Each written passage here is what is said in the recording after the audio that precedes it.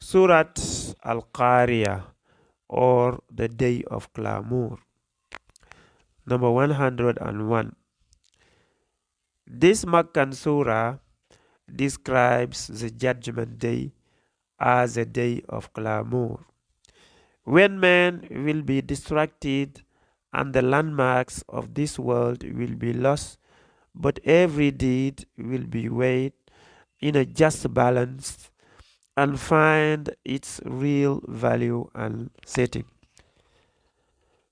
أعوذ بالله من الشيطان الرجيم. بسم الله الرحمن الرحيم. القارية ما القارية وما أدراك ما القارية يوم يكون الناس كالفراس المبثوث وتكون الجبال كالإحن المنفوش فأما من ثقلت موازينه فهو في عيشة راضية وأما من خفت موازينه فأمه هاوية وما أدراك ما هي نار حامية صدق الله العظيم. Bismillahir Rahmanir Rahim. In the name of Allah, most gracious, most merciful. Al Qari'ah, the day of clamor. The day of noise and clamor is the day of judgment, when the whole of the present order of things will be overthrown with a tremendous convulsion. All our present landmarks will be lost.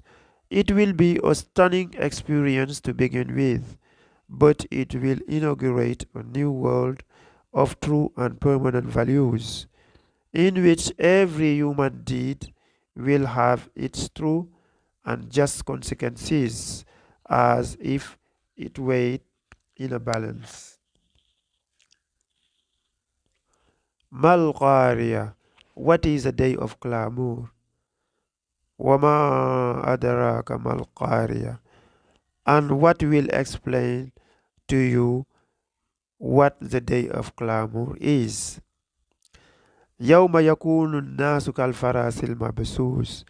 It is a day whereon men will be like moths scattered about. Moths are frail, light things. To see them scattered about in a violent storm gives some idea of the confusion, distress, and helplessness in which men will be at first overwhelmed on the day of account. All the memories will be like a book almost blotted out. New hopes will be vague in a new world just rising on the horizon.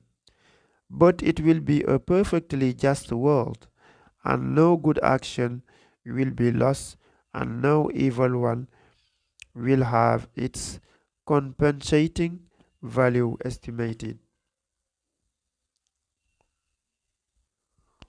وتكون الجبال كالإحن المنفوس, and the mountains will be like carried wool. وتكون الجبال كالإحن المنفوس, and the mountains will be like carried whole. The mountains are solid things, which mean as if nothing could move them. But in that tremendous capitalism, they will be scattered about like flakes of fleeced or carded wool. This is a metaphor to show that what we consider very substantial in this life will be as an airy nothing in the next world. فَأَمَّا مَنْ ثَقُلَتْ مَوَازِينُهُ, then he whose balance of good deeds will be found heavy. The good deeds will be weighed and appraised. This appeasement will be of the nicest and justest kind, for it will take into account motives, temptations, provocations, surrounding conditions, antecedents, subsequent amends, and all possible connected circumstances. Against them, presumably, will be deeds of the opposite kind, upraised in the same time. If the good predominates, the judgment will be in the man's favor, and he will be ushered into a life of good pleasure and satisfaction. This will be, of course, on another plan. فَهُوَ فِي عِيشَةٍ رَاضِيَةٍ will be in a life of good pleasures and satisfaction. But perhaps the bliss is not of the same grade for all men. In every case, it is bliss, but bliss suited to the particular nature of the individual concerned.